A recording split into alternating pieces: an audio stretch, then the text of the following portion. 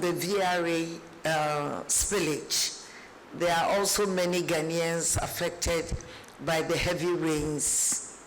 And we've talked about OT, we've talked about Savannah, we've talked about the northern region. We need to also look at that people in those areas. We'll be visiting soon other affected areas.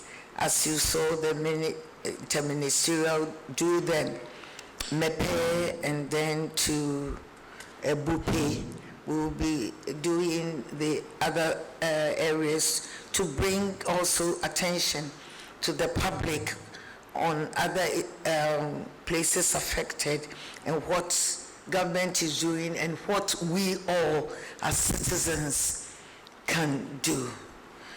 I want to commend the media.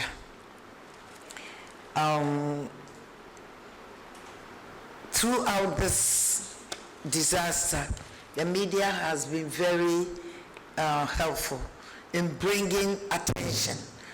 People are donating because the media made it possible for them to see that there are people suffering somewhere.